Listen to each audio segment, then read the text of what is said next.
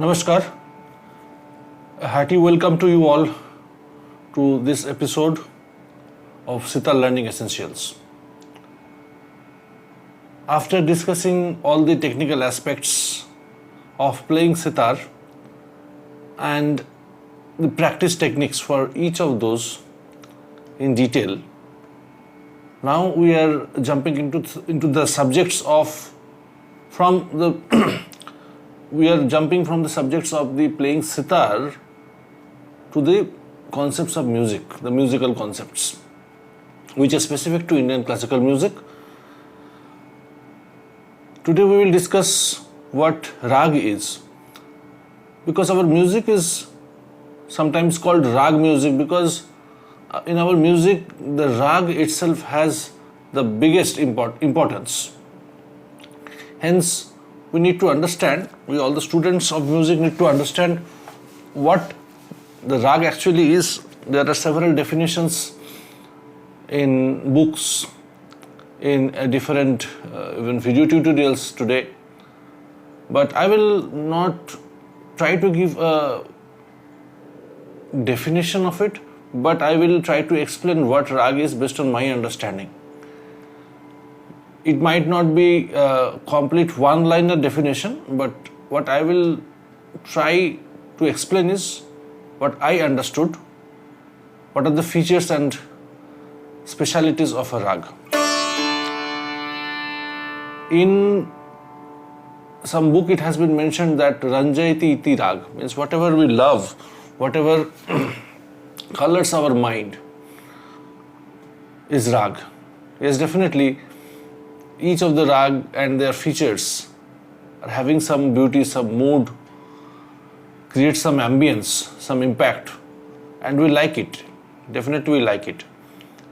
But it is far from giving full features and definition or understanding of the RAAG. Yes, it is just one of the qualities, one of the main qualities.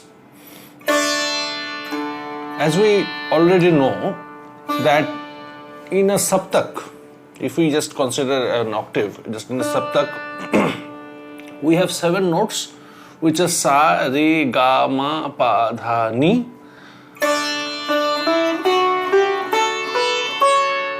And again, once we come back to sa, next octave starts from sa.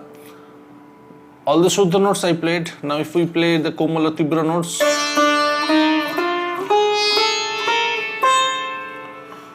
so altogether there are 12 notes in an octave. Sa and pa, there are no variations of it.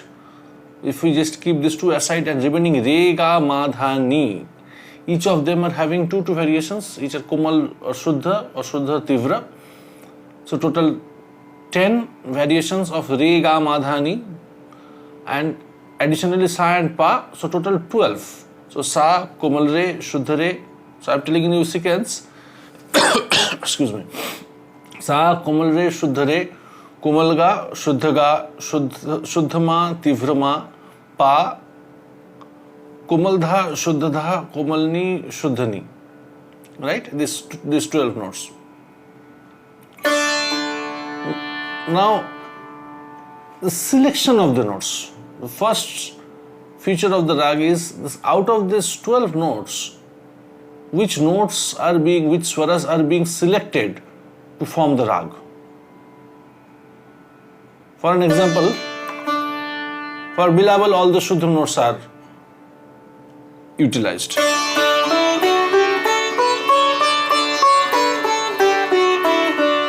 For Yaman, all the Shuddha notes except Ma is chosen as Tivra.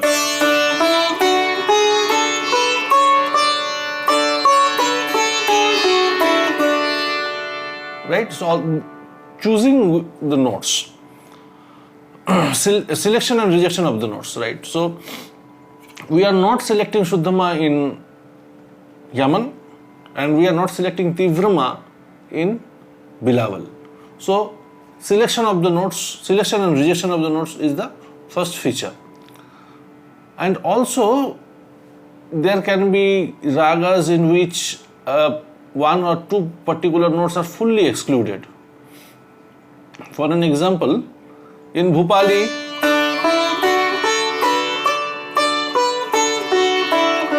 In Rag Bhupali, Ma and Ni both are fully excluded. In Durga, Ga and Ni are excluded. In Gunkali, Sa Re Ma Pa Da Sa, Ga and Ni are excluded. And what are the notes which are being chosen?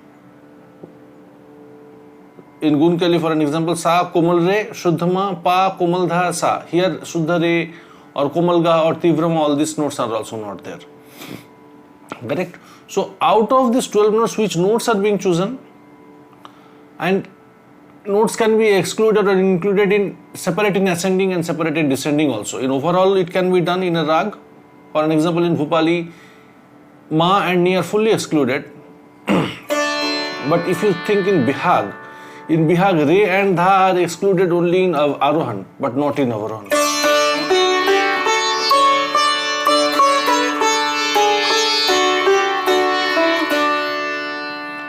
And Tivrama is being used as, for a twisting movement. So that in that we will come, Vakra movement. So what we need to focus now? So in Arohan, some notes are being excluded, but in Avaroha, those notes are being included. So this kind of rules of exclusion and inclusion, selection is also possible. So it is pretty complex. And it takes time to understand. Once we learn 10 to 15 or 20 ragas, then all these things will get clear. But I tried to explain you in brief for the rules of selection, exclusion, inclusion. Second rule is the arrangement. The arrangement of notes. How the selected notes, whatever notes we have excluded in a rag, how we are sequencing them, one after another. For an example, if we take the example of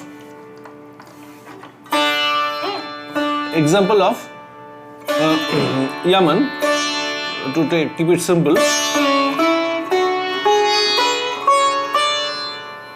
in Yaman, how it is being arranged or sequenced, Sa and Pa are being excluded in the ascending. For an example, if we go till Ga, the Sa should be excluded in ascending, and if we go till Ni, Pa should be excluded in ascending. For an example, is allowed, Nisa Resa is allowed, but is not allowed. Nisa Rega is not allowed. So Rega Ma Da Nisa Ni Da Pa Ma Rega Re Sa. So in the Arohan Avarohan, we might have some sequence, but you see, if we are selecting certain phrases or certain sequence, the features of the rag gets more prominent. Re, ma, ga. So this is not there in ascending and descending. But sometimes we see a phrase called pakad, how we are getting hold of the rag. So certain phrases, if we play or sing, then feature of the rag gets more prominent. Re, ga, ma, pa, re. So this is not there in the Arohan Avarohan or ascending descending, but if we are using it separately.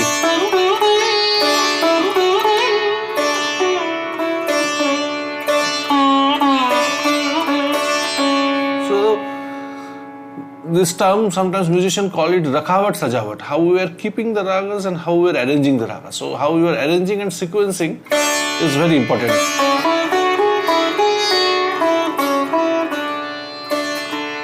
If we take an example of Bihag, for an example, Sa Ga Ma Pa Ni Sa Ni Da Pa Ma Pa Ga Ma Ga.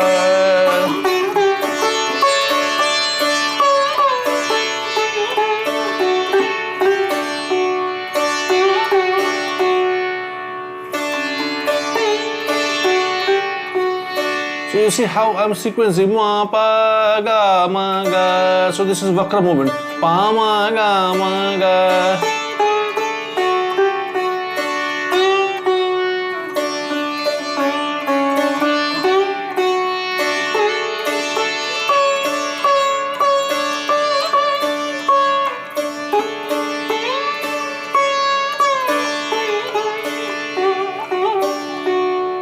So you see, there is a certain sequence which is coming. I am not doing pa, ma, ma, ga. I'm not doing this.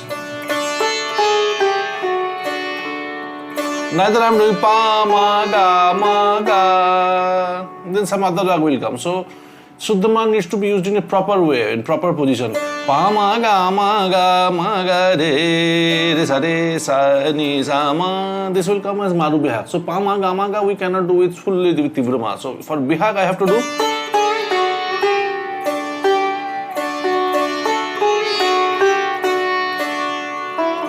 like that. So two things we have seen: selection and rejection of the notes is the first one.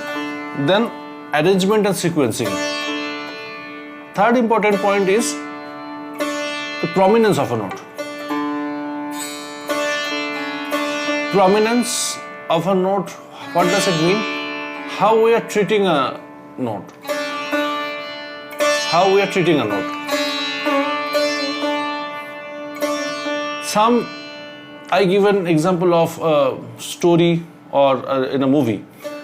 Once we come out of watching a movie from the movie hall, then certain characters we remember more than the others. So certain roles which are more prominent and predominating, and there are certain roles which are supporting roles. And again there can be some roles which are there in some other movie, but they are not there in in some movie it is present and in some other movie it is not present. There can be certain roles. So in terms of importance, some notes are having more prominence, more importance, where generally the phrases are ended or sentences. Once we sing or play a rag, those sentences end on those notes. So sometimes they are called as melodic center or resting point or point of repose or ठहरने की जगह, and couple of notes are chosen from those prominent notes and are termed as Vadi Samvadi, right? So, but the main important thing is the prominent notes where we end the phrases. So they are strong, their presence is very strong in the rag. There can be certain notes or swaras in a rag which are neutral, which are neither very strong or nor very weak. And there can be notes in a rag which are very weak. So in musicians community it is called as Balawan, means very strong, Saman means neutral, and Durbal means weak. Let me give you an example. In Rag Kafi, the role of Komalga is Saman. It is neither very strong or not very weak.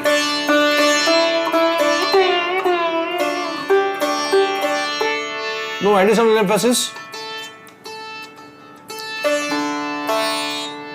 No additional emphasis. Neither it is weak. Okay.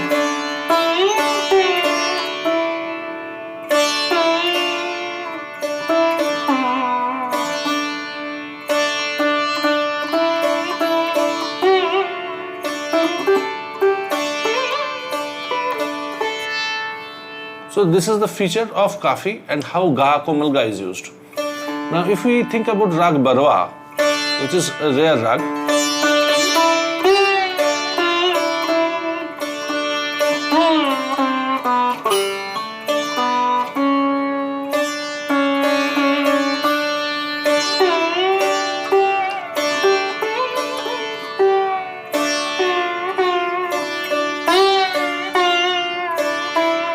re ma ga re re ni da ma pa da ni sa re ma. You see how strong the Kumulga is in this Rag Barwa. So this is very strong. So this is Balwan. And Kafi it is Saman, as we have demonstrated. If we consider Rag Desi or Desi Todi, there the presence of Komalga is very weak and it is used only in descending, not in ascending.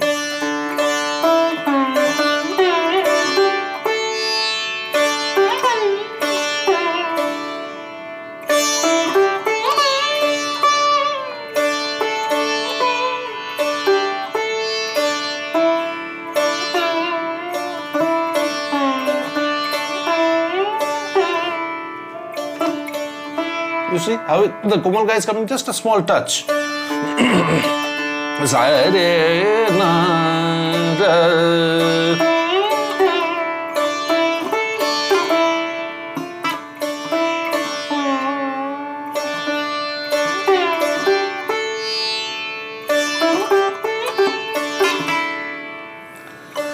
So the importance, okay, so this is the third feature of a rag, how the notes are being emphasized. Generally in all the rag, sa is the most common note. There is no rag without sa. And sa is a common melody sentence for all the rag. Okay, now the next feature of the rag, some ragas open very well in the lower octave. And some ragas which open very well in the higher octave. And there are certain ragas which are having good proportion in both lower and higher. Right? So pitch of the rag. Right? Based on that, ragas are divided into Purvang and Uttarang. The ragas for which it opens up well in the lower octave and first half of the middle octave is called Purvang rag. And the ragas which open up very well in the higher octave are called Uttarang rag. For an example, Puriya is a Purvang rag.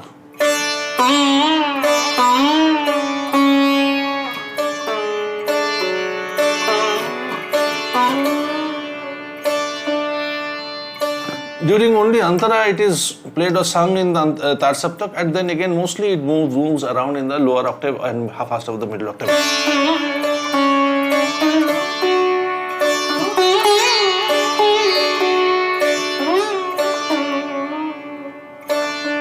So, now if we think about Rag Sohini, it opens up in the higher octave. The chalan itself is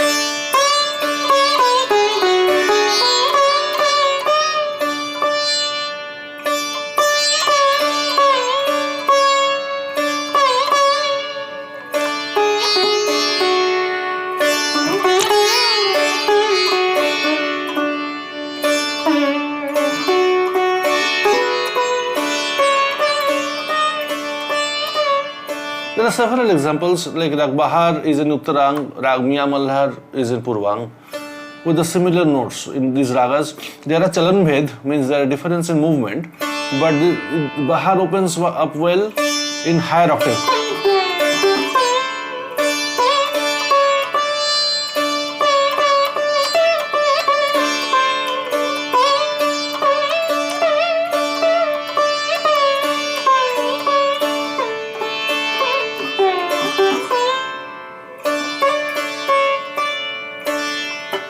For Bahar and Miya Mallar.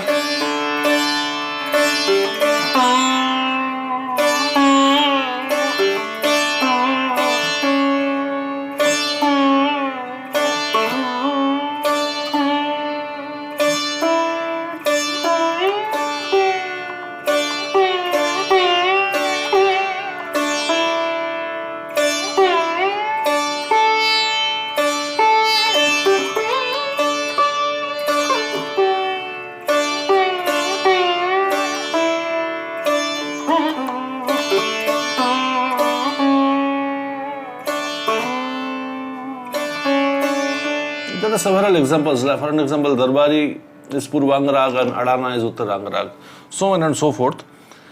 So this is also another feature.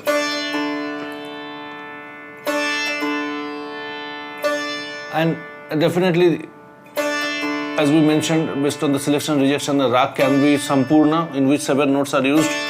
Then Sadav rag, for an example, Puriya, Sohini or Marwa, which we are talking about, they are having 6 notes in it.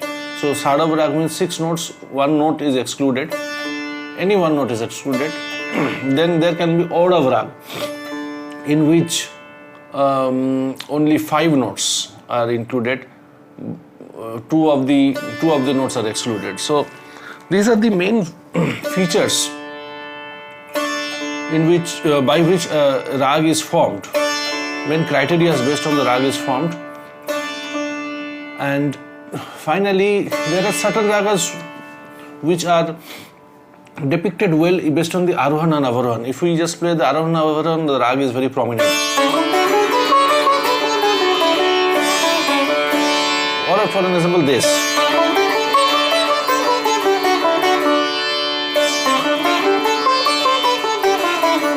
First we played this, then Bhimpalasi, then Bhageshri,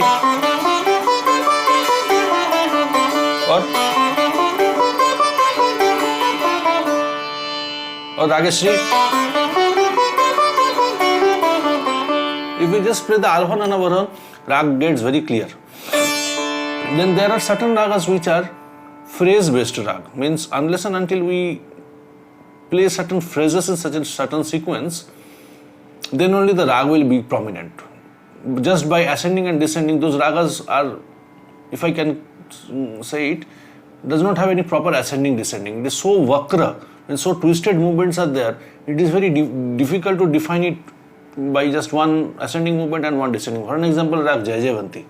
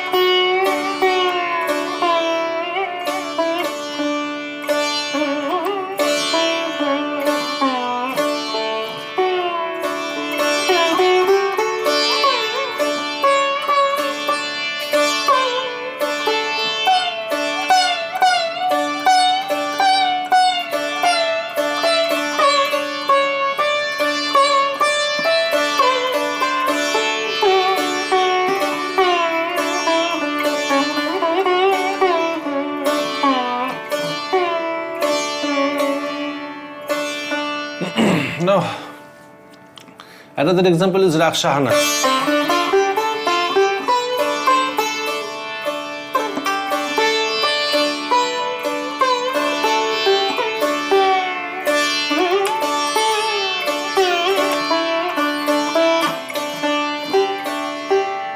So unless and until these two ma, re ni sa ma ma pa ga ma da ni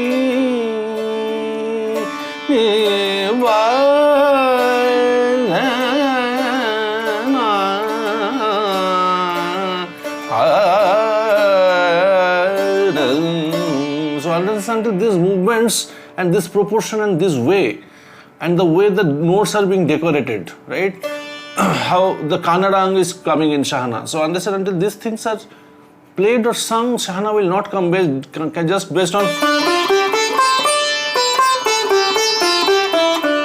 This does not define Shahana in full way.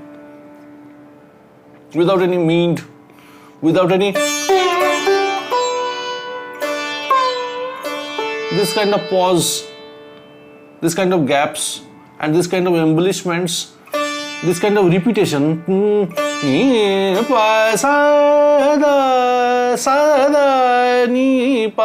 You see how the notes are being sa ni pa ni ma pa ga ma sa re ni sa ma. Unless and until we do this way, Shahana will not come. So these ragas are phrase based ragas. And then thirdly, there are certain ragas which have swarup. That means we have to play it for sometimes, then only the raga will come. For an example, Rag Gaursaran, Rag Chayanat.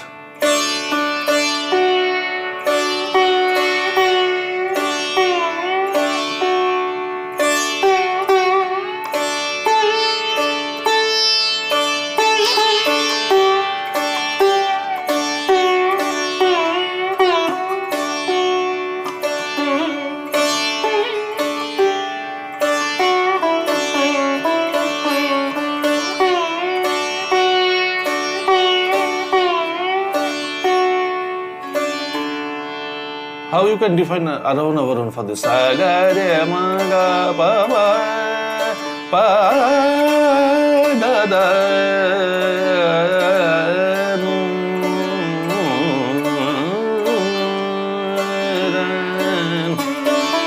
ni sa ga then or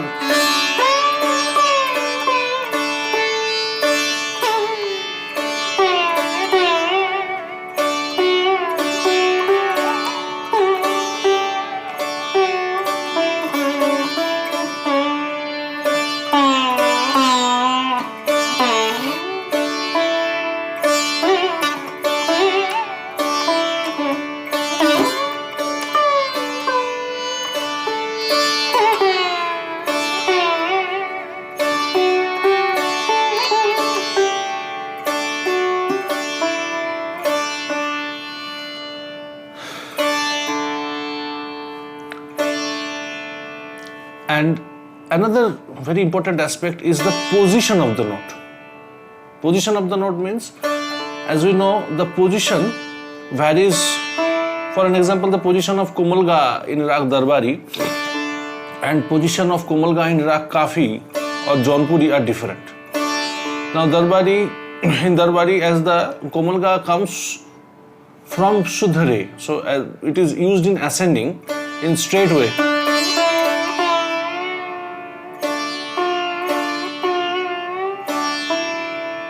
In ascending, Komalga comes after Re. That's why this position of the Komalga is very close to Shuddha Re. And it is called Ati Komal Gandhar in Darbari. And it is used in a very Vakra way, twisted way. We cannot make it very flat. It is not Gandhar for Darbari.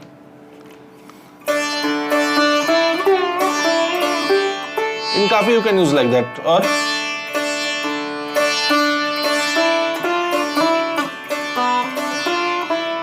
like that you can use in another rag, but in Darbari if you have to use, always it has to be twisted.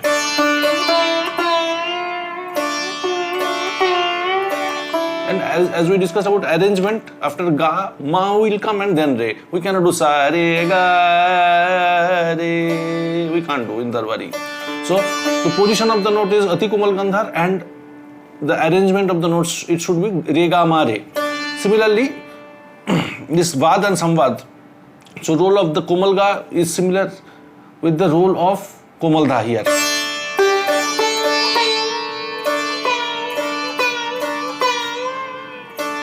You see, Komaldha is also kind of inclined towards Pa and it is having similar kind of movement, Vakra movement, like Komalga. Andolit. It is called Andolit Komalga or Andolit Komaldha. I cannot do. In Darbari, this kind of flat dha cannot be used. It should have some curve.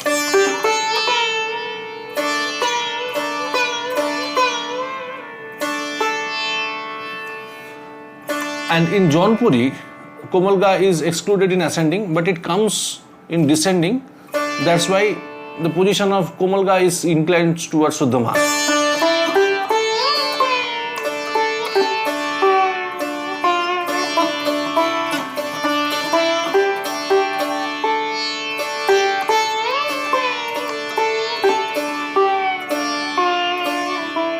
So the microtone or the Shruti differs from rag to rag based on the treatment of the note, from where it is coming, how it is connected. Similarly, the Komal Ray of Shri, Komal Ray of Bhairav and Komal Ray of Puryadhana Shri, all these are different. So position of the note is different.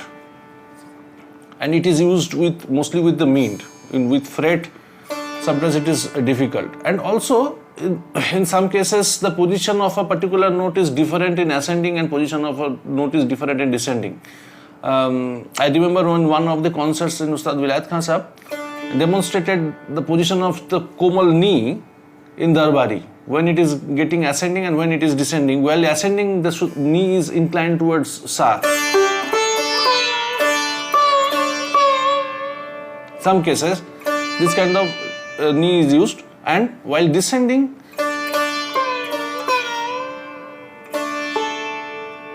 okay, the Shruti or microtone of a note varies between in one rag, in Arohan and Avarohan also sometimes. So in Alap, these things can be demonstrated very clearly and very prominently because it is a slow movement. In Tan, in fast movement, it is little difficult to showcase all these things. I think we are already having the session for around half an hour, 30 minutes. We will not make it any longer. There can be few additional aspects which we'll continue discussing in our next episode.